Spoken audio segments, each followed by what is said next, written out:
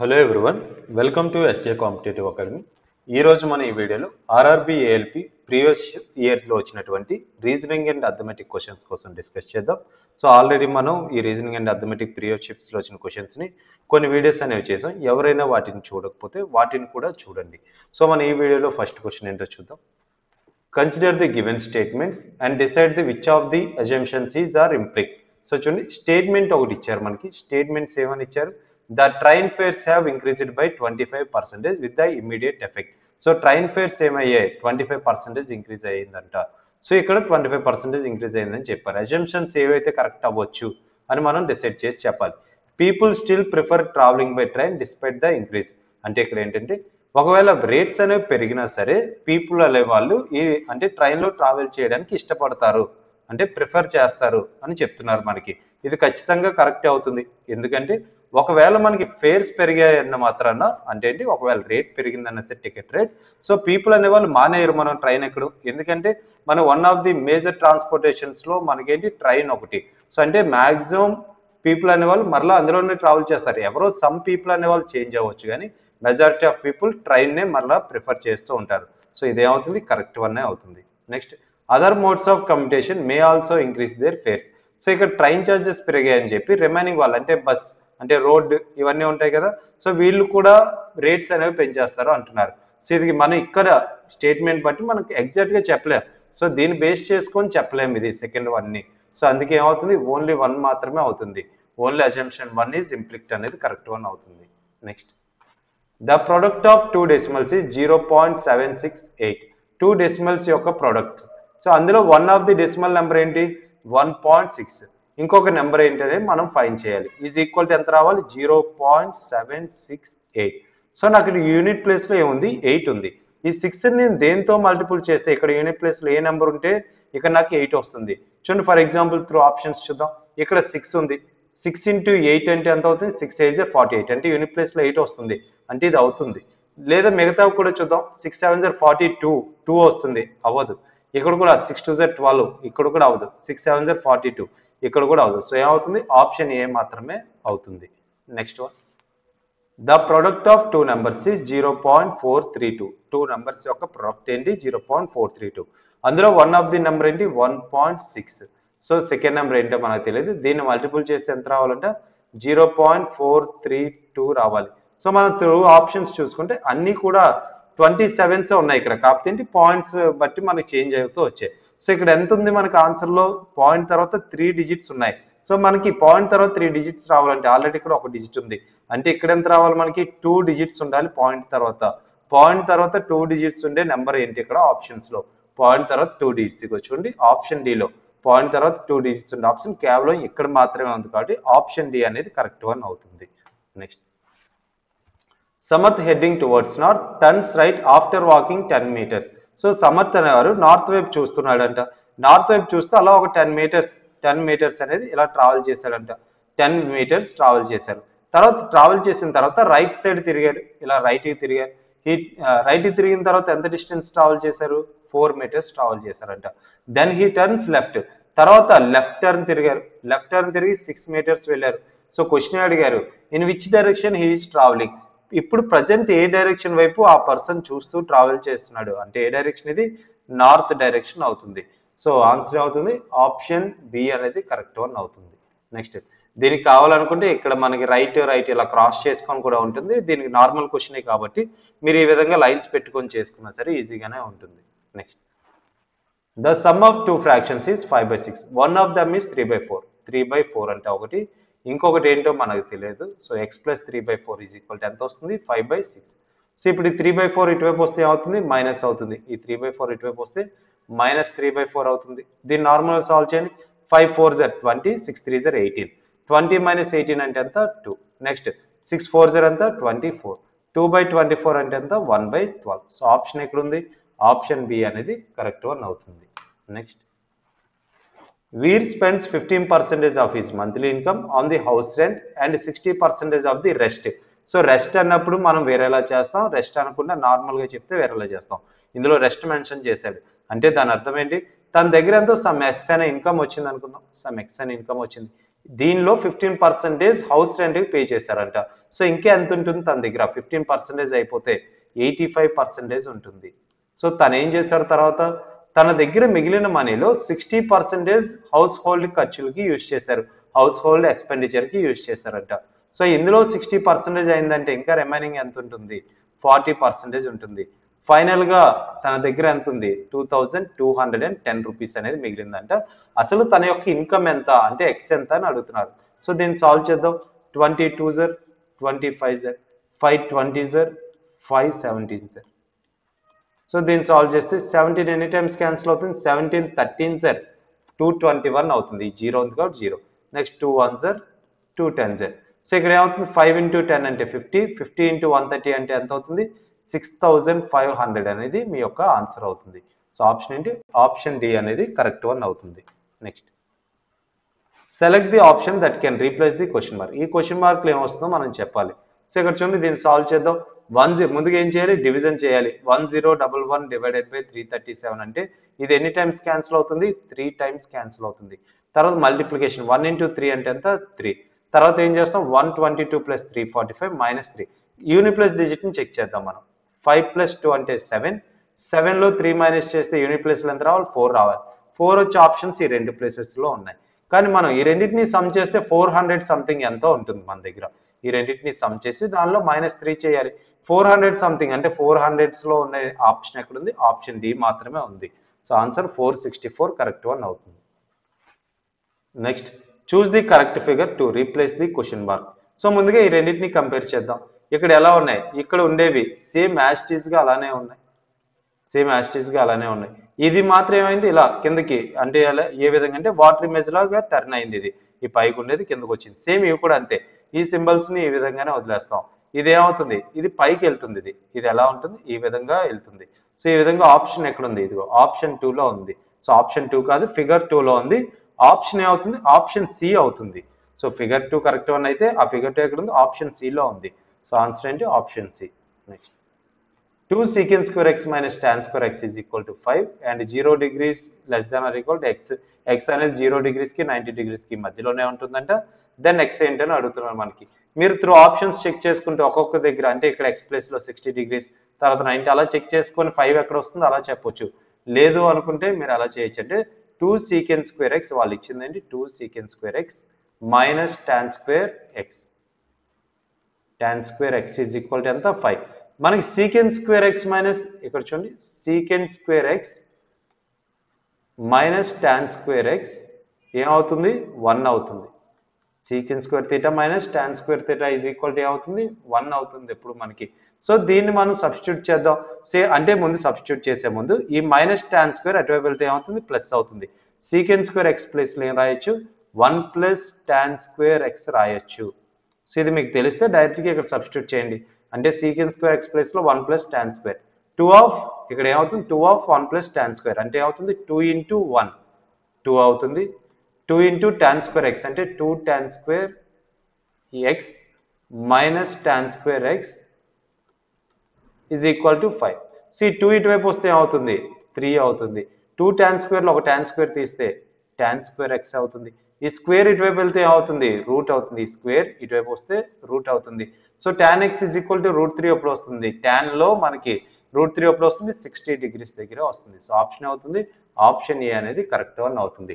Tan 0 degrees అంటే ఎంత? 0. 30 1/√3. 45 అంటే 1. 60 degrees అంటే √3. 90 degrees అంటే ఇన్ఫినిట్ అవుతుంది. ఓకేనా? సో ఇక్కడ మనకేంటి? √3 ఎక్కడ ఉంది? 60 degrees దగ్గర ఉంది. So next select the wrong number from given series. So చూడండి 6, 12, 20, 32, 42, 56 and 72. 56 and 72. So wrong number సిరీస్ని మనం ఇక్కడ చెప్పగలగాలి. సో ఇక్కడ చూడండి ముందుగా 6 నుండి 12కి ఎంత ఇంక్రీజ్ అయింది? ఇక్కడ 6 ఇంక్రీజ్ అయింది. నెక్స్ట్ 12 నుండి ఇక్కడ 8. ఇది చూడడానికి ఎలా ఉంది? 12, 6, 8 ఈ విధంగా ఇంక్రీజ్ అవుతాయి. అంటే 2, 2, 2 అంటే ఈవెన్ నెంబర్స్ ఇంక్రీజ్ అవుతున్నట్టు కనబడుతుంది. కానీ ఇక్కడికి వచ్చినప్పటికి ఏమవుతుంది? 12 ఇంక్రీజ్ అయింది. ఇక్కడికి వచ్చినప్పటికి ఏమవుతుంది? 10. ఇక్కడ 42 నుండి 56 అంటే ఎంత? 14. 56 నుండి 72 అంటే 16. ఒకవేళ చూద్దాం ఇక్కడ మనకి సేమ్ మనం ముందుగా అనుకున్నాగా 2 ఇంక్రీజ్ అవ్వాలంటే ఇక్కడ 6, 8 ఇక్కడ 10 ఉందనుకో. ఇక్కడ 12 రావాలి. ఒకవేళ ఇక్కడ డిఫరెన్స్ ఎంత రావాలి 10, అంటే ఇది ఎంత అవ్వాలి 30 అవ్వాలి. ఇది 30 అయితే ఇక్కడ నుండి ఇక్కడ డిఫరెన్స్ ఎంత 12 ఎగ్జాక్ట్గా వస్తుంది మనకి. అంటే మనకి ఇక్కడ ఈ 32 ప్లేస్లో ఏం ఉండాలి 30 అనేది ఉండాలి. ఒకవేళ 30 ఉంటే ఎగ్జాక్ట్గా మనకి అలా 2 ఇంక్రీజ్ అవుతూ వెళ్తాయి. సో మనకి ఏమవుతుంది రాంగ్ నెంబర్ సిరీస్ 32 అనేది కరెక్ట్గా లేదు, ఇక్కడ 30 ఉండాలి అక్కడ. Next one, based on the given data the percentage of literates in the city C is. So ఇక్కడ సిటీ సి అంటే ఇగో సి. సో సిలో మొత్తం పాపులేషన్ ఎంత 150, అందులో లిటరేట్స్ ఎంత 50, అందులో ఇల్లిటరేట్స్ ఎంత 100. సో మనకి ఇందులో లిటరేట్స్ యొక్క పర్సంటేజ్ ఎంత అడిగారు. సో ఎవరిది అడిగితే దాన్ని న్యూమరేటర్లో రాస్తాం. లిటరేట్స్ ఎంత 50. సో మొత్తం ఎంతమంది ఉన్నారు 150, పర్సంటేజ్లో కావాలి కాబట్టి ఇంటూ 100. సో 50/150 అంటే 3, 1/3 ఆఫ్ 100 అంటే ఎంత 33.33 అనేది మీ యొక్క ఆన్సర్ అవుతుంది. Next, a 150 metre long train travelling at 54 km/h crosses a platform in 42 seconds. What is the length of the platform.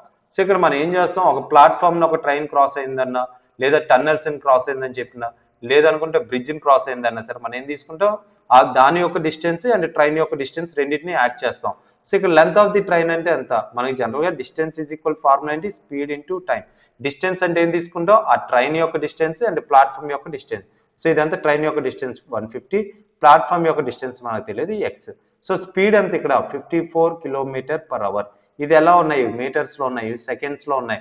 ఇది కూడా ఎలా ఉండాలి మీటర్/సెకండ్స్లో ఉండాలి. km/hని మీటర్/సెకండ్స్లో కన్వర్ట్ చేయాలంటే 5/18తో మల్టిపుల్ చేస్తాం. తర్వాత ఇక్కడ టైం ఎంత 42 సెకండ్స్. దీన్ని సాల్వ్ చేద్దాం. 18 ఎనీ టైమ్స్ క్యాన్సిల్ అవుతుంది, 3 టైమ్స్ క్యాన్సిల్ అవుతుంది.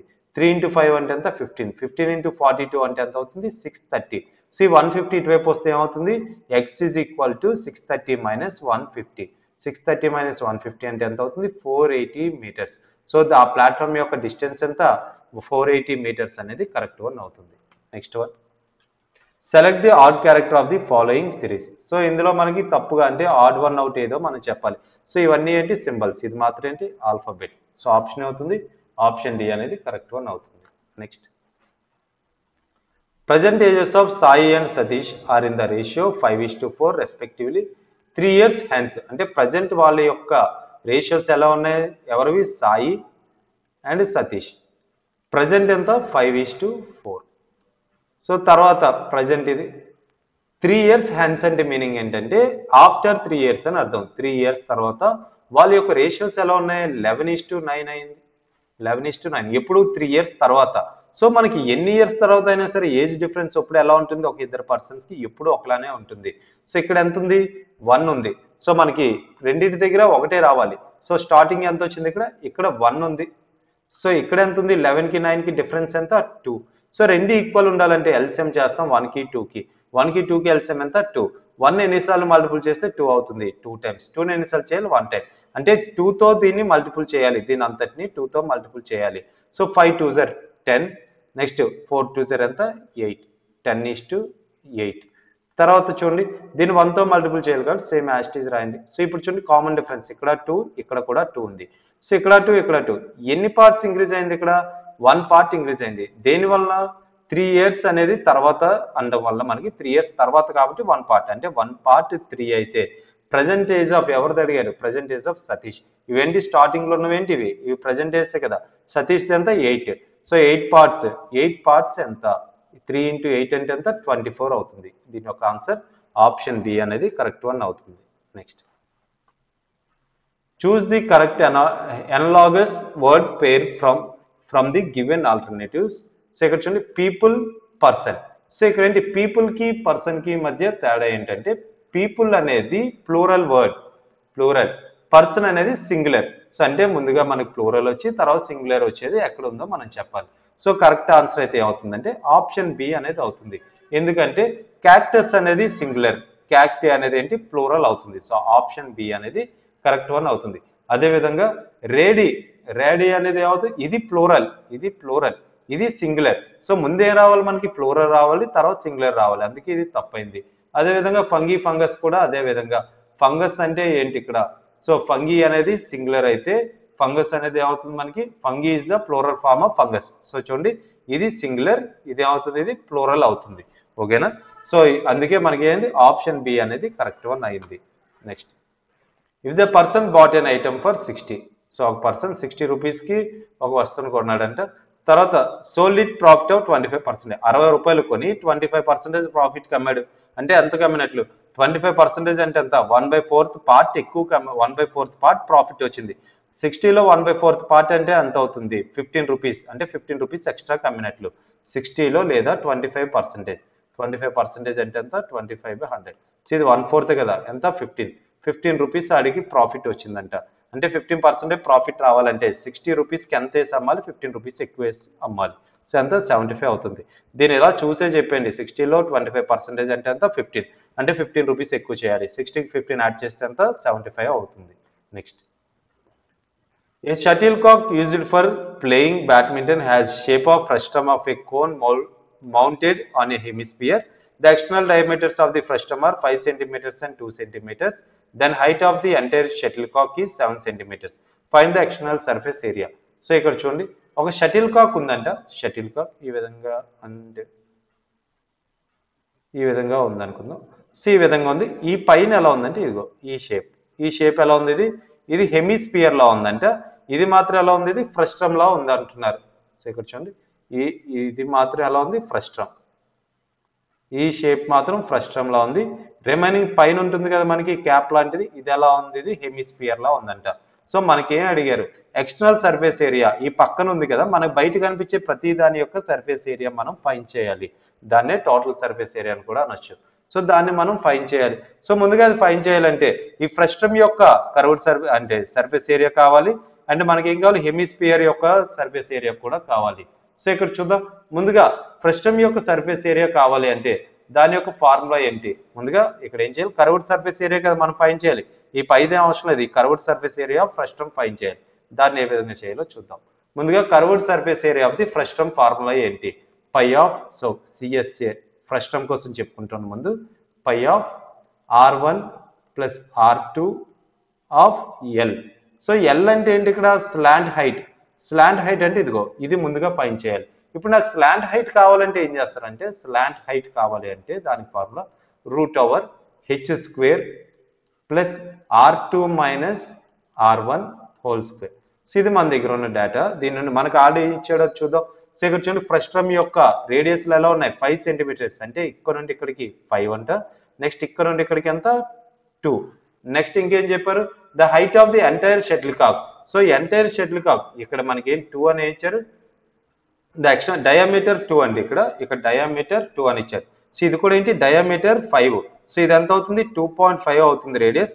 ఇక్కడ మొత్తం 2 అయితే రేడియస్ ఎంత అవుతుంది? ఇక్కడ 1 అవుతుంది. ఇదంతా ఇది 1. సో ఇది 1 అయితే, సో ఇది కూడా ఏమవుతుంది? 1 అవుతుంది. సో ఈ మొత్తం హైట్ ఎంత అని చెప్పారు మనకి? ఇక్కడ 7 అని చెప్పారు. ఇది 1 అయితే ఇక్కడ నుండి ఇక్కడికి ఎంత అవుతుంది? 6 అవుతుంది మనకి. ఓకేనా? 6 అనేది హైట్ అవుతుంది అది.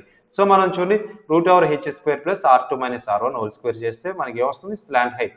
హైట్ స్క్వేర్ ఎంత? హైట్ ఎంత? ఇక్కడ హైట్ ఎంత ఇచ్చారు మనకు? ఓన్లీ ఫ్రస్ట్రమ్ది 6. 6 స్క్వేర్ అంటే ఎంత? 36 ప్లస్ మనకి ఏం చెప్పారు ఇక్కడ? R2 minus R1. R2 అంటే ఎంత? 2.5. R1 అంటే ఎంత? 1. 2.5లో ఇక్కడ చెప్పంగా ఇక్కడ 1. ఈ 2.5లో 1 మైనస్ చేస్తే ఎంత? 1.5.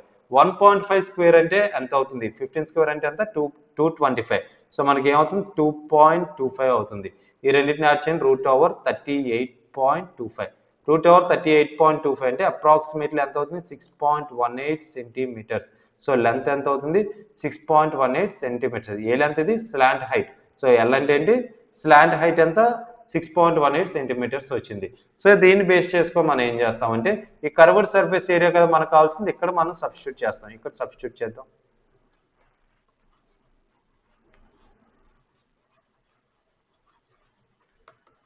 సో ఇక్కడ సబ్స్టిట్యూట్ చేద్దాం.